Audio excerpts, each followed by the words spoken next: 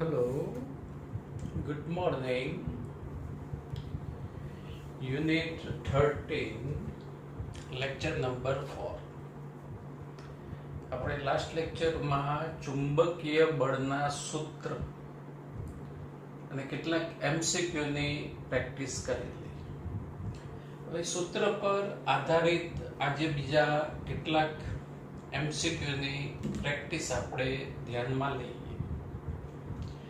એક થીટા ઢાળવાળી સપાટી, વિદ્યાર્થી મિત્રો, લપસણી સ્લાઇડ સપાટી પરથી એલ લંબાઈ અને આઈ વિદ્યુત પ્રવાહ ધારિત એમ દ્રવ્યમાનનો એક સળિયો ગબડે છે. ગોળ ગોળ ફરતો ફરતો ફરતો ફરતો નીચે આવે છે. સળિયાનો વેગ અચળ, ધ્યાન રાખજો, વેગ અચળ. આમ ખરેખર ઢાળવાળી સપાટી હોય તો વેગ હંમેશા વધતો જાય. આપણે ઢાળ પર દોડીએ ખ્યાલ આવે ને, આપણો વેગ વધતો જાય. તો અહીંયા સળિયાનો વેગ અચળ કહ્યું છે.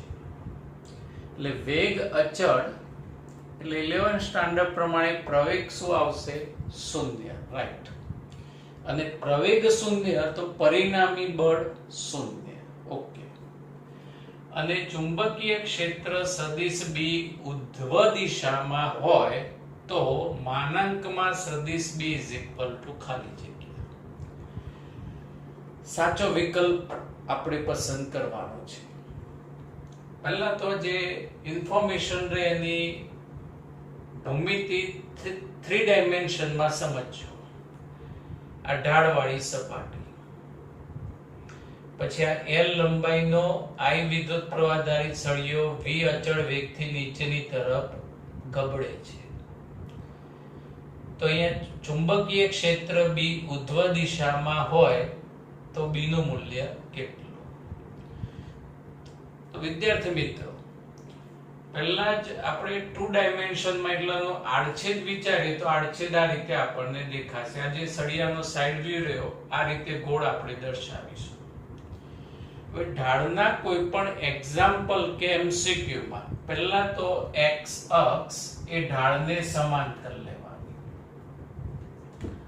એક્સ અક્ષ એ ઢાળને સમાંતર અને એને લંબ રૂપે આવશે વાય અક્ષ.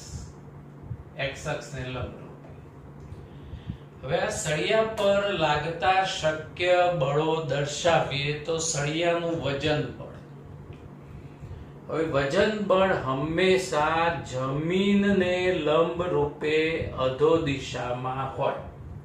અહીંયા ભૂમિતિમાં જોજો, આ વજન બળ mg હંમેશા જમીનને લંબ રૂપે અધો દિશામાં. કરેક્ટ. વજન બળ y અક્ષ સાથે ખૂણો બનાવશે થીટા. અને આ વજન બળ mg ના બે ઘટક, ખૂણા બાજુનો ઘટક આવશે mg cos થીટા અને એ સિવાયનો ઘટક આવશે mg sin થીટા. હવે ચુંબકીય ક્ષેત્રમાં I વિદ્યુત પ્રવાહ ધારિત L લંબાઈનો તાર એટલે ચુંબકીય બળ લાગવાનું વિદ્યાર્થી મિત્રો. અને ચુંબકીય બળ સદિશ F બરાબર I સદિશ L ક્રોસ સદિશ B. તો લાસ્ટ લેક્ચરમાં જ બળની દિશા કેવી રીતે નક્કી કરવી એ સમજાવેલું કે અંગૂઠો પ્રવાહની દિશામાં, આંગળીઓને ક્ષેત્રની દિશામાં પ્રસારતા, હથેળીમાંથી બહાર આવતો લંબ ચુંબકીય બળની દિશા દર્શાવે. યાદ આવ્યું? તો આ સળિયા પર ચુંબકીય બળની દિશા, તો એ માટે આ 3 ડાયમેન્શનલ ભૂમિતિ ધ્યાનમાં લેવી પડશે. અંગૂઠો પ્રવાહની દિશામાં, આંગળીઓને ક્ષેત્રની દિશામાં પ્રસારો ઉધ્વ દિશામાં, એટલે હથેળીમાંથી બહાર આવતો લંબ ચુંબકીય બળની દિશા દર્શાવે. સમજાયું? પ્રવાહ આ રીતે અંદરની તરફ જાય છે સળિયામાં, જે ક્વેશ્ચનમાં કહ્યું નથી. કહેવું જોઈએ પણ કહ્યું નથી. એટલે આ પ્રવાહ આ રીતે લઈ એટલે અંગૂઠો, આંગળીઓ અને આ બળની દિશા. એટલે અહીંયા બળ દર્શાયું BIL, બીલ, રાઈટ, ચુંબકીય બળ.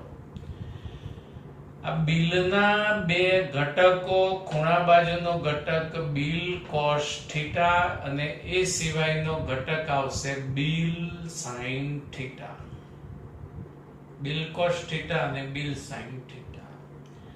તમને આમ હજુ એક પ્રશ્ન થાય કે સાહેબ અહીં I સદિશ L ક્રોસ સદિશ B, તો મૂલ્ય માટેનું સૂત્ર કયું થાય? Bill sine theta. પણ કેમ અહીં બીલ જ લખ્યું? તો એ વખતે આ સદિશ B અને સદિશ I એટલે કે સદિશ L પરસ્પર લંબ હોય એટલે સાઇન 90 થઈ જાય એટલે 1, અને પછી આ બીલ નો x અક્ષ સાથેનો ખૂણો થીટા અને બે ઘટકો. હવે આપણે બીલ કોસ થીટા અને mg સાઇન થીટા બે કમ્પેર કરી દીધા, સરખાવી દીધા. આનું રીઝન ક્વેશ્ચન ની અંદર આપ્યું છે, સમજાવી દઉં, થોડુંક સમજાવી તો આગળ. વેગ અચળ, પ્રવેગ 0.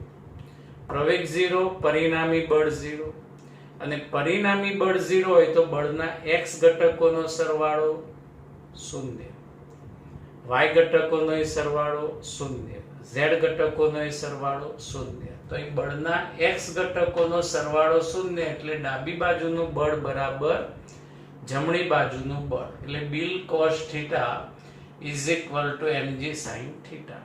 કરેક્ટ? સમજાઈ ગયું? બી ને કરતા બનાવી દો એટલે IL નીચે cos sin theta upon cos theta એટલે mg upon IL tan theta. Option પ્રમાણે ચુંબકીય ક્ષેત્રનું મૂલ્ય mg tan theta upon IL. Next MCQ. એક વિસ્તારમાં ચુંબકીય ક્ષેત્ર સદિશ B is equal to B0 bracket 1 plus x by L k cap પ્રવર્તે છે. ચુંબકીય ક્ષેત્ર કઈ દિશામાં? z અક્ષની દિશામાં, રાઈટ. આ ચુંબકીય ક્ષેત્રમાં L લંબાઈ અને I વિદ્યુત પ્રવાહ ધારિત ચોરસ લૂપ એવી રીતે મૂકેલ છે કે તેની બાજુ XY, જો એક બાજુ y અક્ષને સમાંતર, આ બી y અક્ષને સમાંતર, AB x અક્ષને સમાંતર, CD પણ x અક્ષને સમાંતર, અને ઉગમ બિંદુથી A0 અંતરે મૂકેલ છે. તો આ ચોરસ પર લાગતું પરિણામી બળ કેટલું? વિદ્યાર્થી મિત્રો, કોઈ પણ એક્ઝામ્પલમાં પહેલા તો આપણે તાર, ચોરસમાં 4 તાર આવશે. હવે ચારે તાર પર લાગતું ચુંબકીય બળ શોધવાનું. પણ અહીંયા એક સરળતા રહેશે. AB તારની લંબાઈ L અને CD તારની લંબાઈ પણ L. AB અને CD બંને તાર, AB અને CD બંને તારના દરેક બિંદુનું ઉગમ બિંદુથી અંતર, આ દરેક બિંદુનું ઉગમ બિંદુથી અંતર પણ સરખું આવશે. એક્સિયમ બધાનો સરખો આવશે, અનુરૂપ બિંદુઓ. એટલે AB અને CD પર લાગતા ચુંબકીય બળ સમાન મૂલ્યના અને પરસ્પર વિરુદ્ધ દિશાના હોવાથી એમના પર લાગતું પરિણામી બળ શું થઈ જશે? 0. આપણે આ સમીકરણનો ઉપયોગ કરીએ. સદિશ F is equal to I સદિશ L ક્રોસ સદિશ B. એક તો પ્રવાહ સરખો છે, લંબાઈ લેન્થ પણ સરખી. બીજું સદિશ B એટલે આ દરેક બિંદુનું ઉગમ બિંદુથી અનુરૂપ અંતર સરખું આવશે, એટલે x ના માપ સરખા આવશે. એટલે સમાન ચુંબકીય ક્ષેત્ર થવાને કારણે આ બળના મૂલ્ય સરખા, દિશા પરસ્પર વિરુદ્ધ, એટલે પરિણામી બળ 0. હવે રહ્યો તાર AD અને તાર CD. તમને એમ થાય કે સાહેબ AD અને CD માં બી પરિણામી બળ 0 નહીં થઈ જાય. પણ અહીંયા પરિણામી બળ 0 નહીં થવાનું કારણ વિદ્યાર્થી મિત્રો, AD તાર નું x અક્ષ પર ઉગમ બિંદુથી અંતર અને આ CD તાર એનું x અક્ષ પર નું ઉગમ બિંદુથી અંતર ડિફરન્ટ, અલગ આવશે. અને આ જે ચુંબકીય ક્ષેત્ર રહ્યું એ x અક્ષનું x યામનું વિધેય છે. એટલે બંને જગ્યાએ ચુંબકીય ક્ષેત્ર B અલગ અલગ થશે, જેને કારણે ચુંબકીય ક્ષેત્ર અલગ થતા બળનું મૂલ્ય પણ કેવું થશે? અલગ અલગ.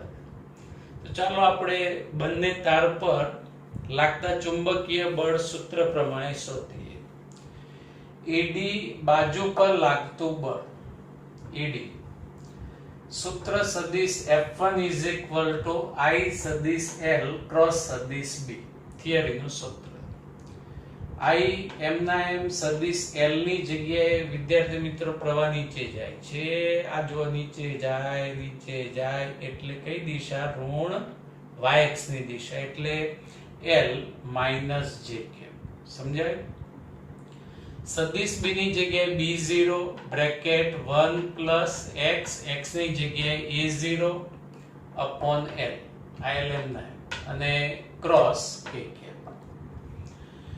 હવે j cap cross k cap is equal to I cap. એટલે માઈનસ નિશાની, એટલે અહીંયા માઈનસ નિશાની આપણે આગળ લખી કાઢીએ તો is equal to minus B0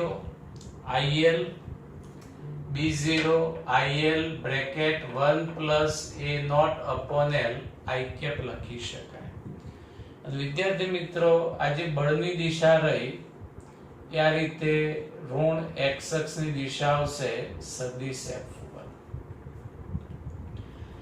હવે BC વાયર પર લાગતું બળ, BC બાજુ પર લાગતું બળ સૂત્ર તો એનું જ આવશે સદિશ F2 is equal to I સદિશ L ક્રોસ સદિશ B.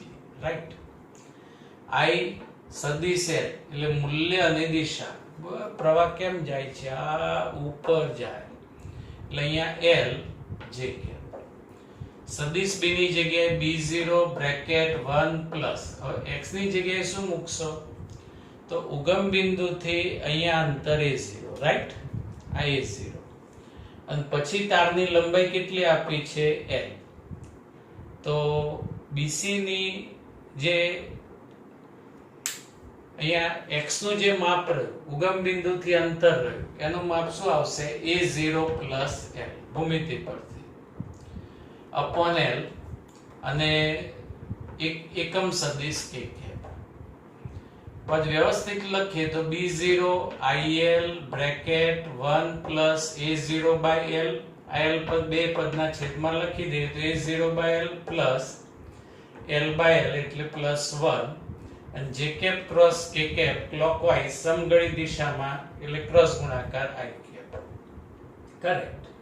અને આ જે બળ રહ્યું એ આ રીતે ધન x અક્ષની દિશામાં લાગશે. અહીંયા દિશા વિરુદ્ધ છે પણ મૂલ્ય સરખા નથી. તો પરિણામી બળ ઇઝ ઇક્વલ ટુ સદિશ F2 માઈનસ સદિશ F1. દિશા વિરુદ્ધ છે એટલે નિશાની માઈનસ. સદિશ F2 is equal to B0 IL bracket 1 plus A0 by L plus 1 I cap minus B0 IL bracket 1 plus A0 by L I cap. દિશા વિરુદ્ધ છે એટલે નિશાની માઈનસ રાખજો. માઈનસ માઈનસ પ્લસ એવું ના કરી દેતા. દિશા વિરુદ્ધ એટલે આ મૂલ્ય લો તો એ મૂલ્યનો તફાવત લખવાનો. શક્ય પદ સામાન્ય લઈ લો. B0 IL common, I cap આ બાદથી કોમન, બ્રેકેટ 1 પ્લસ 1 એટલે અહીંયા 2 plus A0 by L minus 1 minus A0 by L. 2 minus 1 1 A0 by L cancel એટલે પરિણામી બળ B0 IL I cap. B0 IL I cap ચોરસ લૂપ પર લાગતું પરિણામી બળ થયું. Next MCQ. Y is equal to A sin bracket pi x by L 0 less than equal to x less than equal to 2L અનુસાર વક્ર જેવો આકાર ધરાવતા I વિદ્યુત પ્રવાહ ધારિત વાહક તારને સમાન ચુંબકીય ક્ષેત્રમાં મૂકેલ છે, તો વાહક તાર પર લાગતું બળ ખાલી જગ્યા. વિદ્યાર્થી મિત્રો, વાહક તાર પર લાગતા ચુંબકીય બળનું સૂત્ર I સદિશ L ક્રોસ સદિશ B. L લંબાઈના સુરેખ પરિમિત તાર માટે. પણ અહીંયા ચુંબકીય ક્ષેત્રમાં જે વાહક તાર મૂક્યો છે એ સાઇન વિધેયના જેવો આકાર ધરાવે છે. તો આવી સ્થિતિમાં ડાયરેક્ટ ચુંબકીય ક્ષેત્રનું સૂત્ર I સદિશ L ક્રોસ સદિશ B આપણે લખી શકતા નથી. અહીંયા ચુંબકીય બળ શોધવા માટે તમારે તારમાં એક I સદિશ dl સૂક્ષ્મ ખંડ વિચારવો પડે, વિદ્યુત પ્રવાહ ખંડ વિચારવો પડે. અને આ વિદ્યુત પ્રવાહ ખંડ I સદિશ dl પર લાગતું ચુંબકીય બળ સદિશ df I સદિશ dl ક્રોસ સદિશ B. અને પછી આવા સૂક્ષ્મ ખંડો પર લાગતા સૂક્ષ્મ બળો શોધી સરવાળો કરતા સરવાળો શેમાં પરિણમે? સંકલનમાં. પણ અહીંયા આપણે એટલી બધી ડિટેલ્સની કોઈ જ જરૂર નથી. ડાયરેક્ટ આ શોર્ટકટ તમે યાદ રાખી શકો છો. પરિણામી બળ F તાર પર લાગતા ચુંબકીય બળનું મૂલ્ય IB ગુણ્યા સ્થાનાંતર. સીધું જ યાદ રાખો, સંકલન કરશો રકમ બદલાશે, ભૂમિતિ બદલાય તો પણ આનું આ સૂત્ર એપ્લાય થશે. સ્થાનાંતર એટલે આ પ્રારંભિક બિંદુ અને આ અંતિમ બિંદુ વચ્ચેનું અંતર. એટલે I વિદ્યુત પ્રવાહ B સમાન ચુંબકીય ક્ષેત્ર અને સ્થાનાંતર એટલે બંને વચ્ચેનું અંતર કેટલું લખાશે વિદ્યાર્થી મિત્રો? 2L. એટલે વિકલ્પ પ્રમાણે અહીંયા આન્સર આવશે 2BIL. કદાચ એક્ઝામમાં અહીંયા 3L લખી દે તો સ્થાનાંતર 2L ની જગ્યાએ શું આવશે? 3L. એટલે અહીંયા ડાયરેક્ટ તમે આ શોર્ટકટ યાદ રાખી શકો છો. રીત છે આની સંકલનની, પણ આ જ રિઝલ્ટ સાબિત થશે. એટલે આ રીતે અનિયમિત આકારનો તાર હોય તો આવી સ્થિતિમાં તાર પર લાગતું ચુંબકીય બળ F IB ગુણ્યા સ્થાનાંતર. સ્થાનાંતર એટલે તારનું પ્રારંભિક બિંદુ અને અંતિમ બિંદુ વચ્ચેનું સુરેખ અંતર. ઓકે, નેક્સ્ટ MCQ આ સંબંધ પરથી જોઈએ, ગણતરી વાળો છે. આકૃતિમાં દર્શાવેલ તાર ABC નું દળ 10 ગ્રામ અને તેને 2 ટેસ્લાના સમાન ચુંબકીય ક્ષેત્રમાં મૂકેલ છે. તો તેમાંથી 2 એમ્પિયર પ્રવાહ પસાર થાય છે, 2 એમ્પિયર પ્રવાહ પસાર થાય છે. તો તારનો પ્રવેગ કેટલો? પ્રવેગ શોધવાનો છે. અને તાર આ રીતે ABC તાર આપ્યો છે. અનિયમિત આકારનો તાર છે. હવે પ્રવેગ શોધવો હોય તો જરૂર પડે બળની, અને પછી બળ ma અને એ પ્રવેગ શોધી શકાય. તો વિદ્યાર્થી મિત્રો, અહીંયા તાર AC પર લાગતું ચુંબકીય બળ છે તાર ABC, પણ આપણા નિયમ પ્રમાણે પ્રારંભિક બિંદુ A અંતિમ બિંદુ C, એટલે આખા તાર પર લાગતું ચુંબકીય બળ BI ગુણ્યા સ્થાનાંતર. સ્થાનાંતર એટલે પ્રારંભિક પોઈન્ટ અને એન્ડ પોઈન્ટ ની વચ્ચેનું અંતર, AC અંતર. રાઈટ? એટલે અહીંયા સ્થાનાંતર તમે કાટકોણ ત્રિકોણની મદદથી શોધી શકો છો. AC √BC² AB². પાયથાગોરસ પ્રમેયનું સાદું રૂપનું એક સ્ટેપ આગળ લખી કાઢ્યું છે. આમ ખરેખર શું લખાય? BC² AB²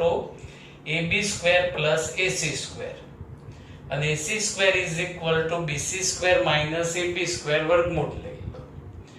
BC 5 semi, ક્વેશ્ચનમાં value આપી છે એટલે 25 અને AB is equal two 4 16 25 minus 16 9 9 નો વર્ગમૂળ 3 સેમી. હવે F is equal two bill L એટલે આ સ્થાનાંતરની કિંમત મૂકવાની, ધ્યાન રાખજો ટોટલ લંબાઈ લખી કાઢતા નહીં. હવે F ની જગ્યાએ M એને કરતા બનાવો.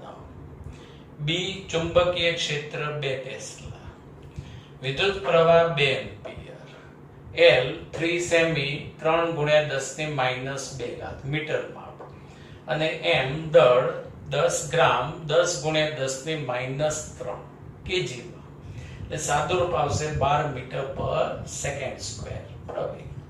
Next MCQ. 10 એમ્પિયર જેટલો એક જ દિશામાં સમાન પ્રવાહ ધરાવતા સમાંતર રહેલા બે સૂતા સુરેખ તાર વચ્ચે લાગતું આકર્ષણ બળ 1 ગુણ્યા 10 ની માઈનસ 3 ઘાત ન્યૂટન છે. જો બંને વાહક તારનો પ્રવાહ બમણો કરવામાં આવે તો તેમની વચ્ચે કેટલું આકર્ષણ બળ લાગશે? વિદ્યાર્થી મિત્રો, એમ્પિયરનું અવલોકન. સમાંતર રાખેલા બે તારમાંથી પ્રવાહ સમાન દિશામાં વહે તો તેમની વચ્ચે આકર્ષી બળ લાગે, અને વિરુદ્ધ દિશામાં પ્રવાહ વહે તો તેમની વચ્ચે અપાકર્ષી બળ લાગે છે. તો અહીંયા આપણે પ્રથમ પરિસ્થિતિમાં I is equal to 10, I is equal to 10 ampere સમાન પ્રવાહ, એક જ દિશામાં બે તાર વચ્ચેનું લંબ અંતર y, તેમના વચ્ચે લાગતું ચુંબકીય બળનું સૂત્ર F is equal to mu0 I1 I2L upon 2pi. Information પ્રમાણે શોર્ટ સૂત્ર થઈ જાય, F ચલે છે I1 I2, કેમ કે પ્રવાહ બદલાય અને બળની કિંમત શોધવાની છે. mu0 અચળ, L અચળ, Y અચળ, 2pi અચળ. પરિસ્થિતિ 1 માટે F1 ચલે છે I1 I2, અને પરિસ્થિતિ 2 માટે F2 શોધવાના ચલે છે I1 dex I2 dex. બે સમીકરણનો ગુણોત્તર લઈ લો. F1 by F2 is equal to I1 I2 upon I1 dex I2 dex. F1 ની કિંમત 10⁻³ F2 શોધવાના. I1 ની જગ્યાએ I, I2 ની જગ્યાએ I, I1 dex ની જગ્યાએ પ્રવાહ બમણો 2I, અહીંયા I2 dex ની જગ્યાએ પણ 2I. તમે 10 એમ્પિયર ને અહીંયા પ્રવાહ ડબલ 20 લખશો તો પણ સાદુરૂપ તો એ જ આવશે. I કેન્સલ 2 ગુણ્યા 2 4 આ બાજુ, એટલે F2 બરાબર 4 ગુણ્યા 10 ની માઈનસ 3 ઘાત newton. Thank you very much. Have a nice day.